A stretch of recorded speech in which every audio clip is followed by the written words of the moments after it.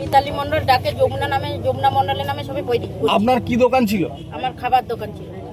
কিভাবে আগুন লাগলো, কতটা ক্ষয়ক্ষতি কি হয়েছে? করে আগুন লাগলো জানি না, ওরা তো 3 দিন দোকান বন্ধ করতে ছিল, একদিন বন্ধ করার পরে কারা দোকান বন্ধ করতে বলেছিল? এখানকার স্থানীয় বিজেপির লোক কি বলেছিল তারা? বলে 3 দিন দোকান বন্ধ রাখতে। কেন কেন বলেনি, তারা কি দোকানে এসে বলে গিয়েছিল যে? দোকানে এসে বলে গেছে কি বলে গিয়েছিল? 3 দিন দোকান বন্ধ রাখতে।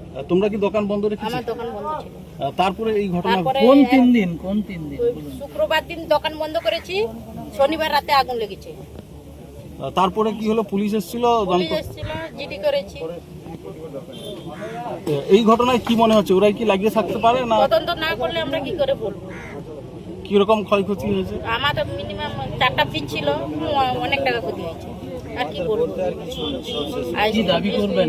কি চাইছেন আপনি? দোষীদের শাস্তি চাই, সঠিক বিচার চাই, আর আমাদের ক্ষতিপূরণ হচ্ছে, কিছু ক্ষতিপূরণ পেলে ভালো হতো।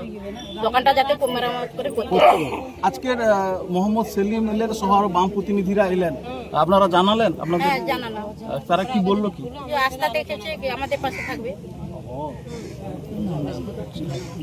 আপনার নাম আর বাড়ি কোথায়? আমার বাড়ি হচ্ছে আর কি বলবেন? কাদিমবাড়ি। আচ্ছা, আপনি বলবেন তো, ঠিক আছে। আর গ্রুপের বিষয়টা আপনারা বলবেন, ঠিক আছে? এদিকে সরে আপনারা পিছনে দাঁড়ান, উনি সামনে এলে তো আপনাদের ছবিটা পাওয়া যাবে। আপনি এগিয়ে আসুন। একজন বললে হবে সেলফের গ্রুপে, যে ভালো বলতে হবে ওই না, আমি জিজ্ঞাসা করবো। আপনার নাম? জাকিরুন বিবি। আপনার কি দোকান ছিল? আমার হোটেল ছিল, রেস্টুরেন্ট ছিল, হোটেল ছিল। খাবার, বিরিয়ানি হোটেল, আর ঠান্ডা ফান্ডা ফ্রিজ সব ছিল। কিভাবে আগুন লেগেছেন যে? ওই তো দোকান বন্ধ ছিল, তারপর দিনা রাত ওই 10-11টার দিকে আগুন ধরেছে।